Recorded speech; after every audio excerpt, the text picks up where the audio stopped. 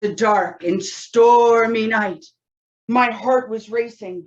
My palms were sweating. I was sure death loomed ahead of me, just out of sight. Fellow Toastmasters, honored guests, today I will share with you a story about how my greatest fear offered me one of my greatest lessons. What if is not right now. It all started one day when I was driving back from town. I live out in the country, so running errands can be a little complicated. Everything was going great until I heard a weather advisory. Snow was coming. Now, when I was a kid, I used to love snow. You can build with it, you can ride in it, you can even eat it.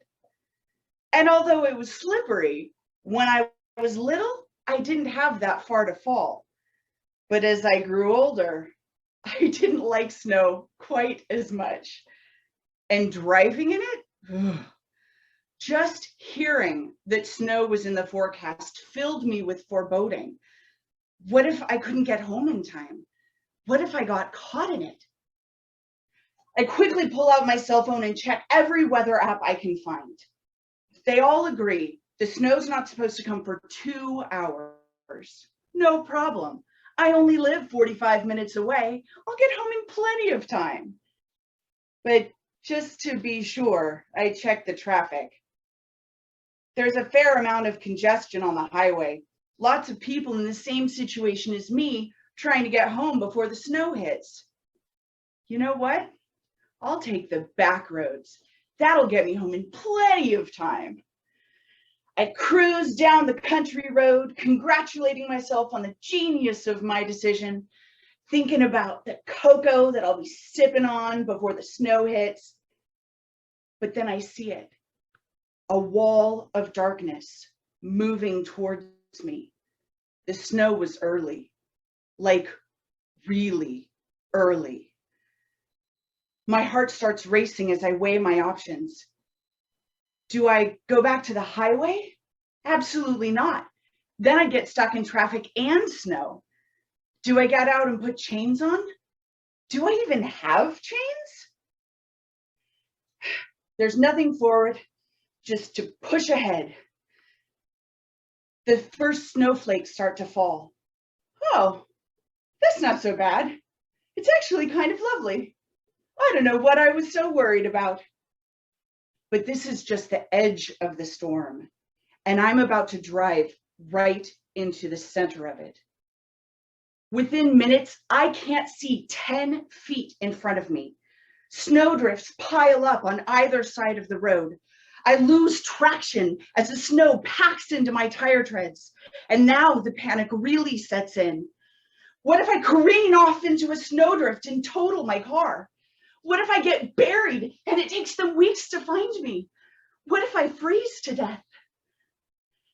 Take a deep breath, grip the wheel, slow into the curve, compensate for the skid. I can't breathe. It's like a vice is tightening on my chest. Oh God, what if I have a heart attack? What if I die before I have a chance to freeze to death? Well, friends, none of those things happened. It was a long and grueling drive, but I made it home safe and sound. Admittedly, I had to pry my fingertips off the steering wheel, but that was because I had tormented myself with all of those what ifs. I had made a difficult situation unbearable. And for what? It didn't change the situation outside of me, just inside of me. This moment right now is the only one that I have power over. What ifs live in some amorphous, undefined future that may or may not come to be. It doesn't help me in this moment to panic about what might happen. What if is not right now. How about you? How often do you let yourself get caught up in what ifs instead of being present in this moment with everything that it has to offer? How much happier would you be if you could let those what ifs go, like balloons on strings, release them and let them float away?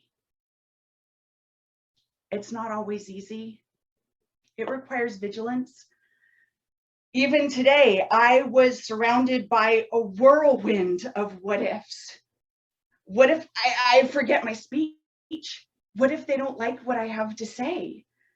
What if I make a fool of myself in front of all of these people? Maybe I would. Or maybe by opening my heart and sharing my fears, I could help somebody else feel less alone as they navigate their own. I had no way of knowing.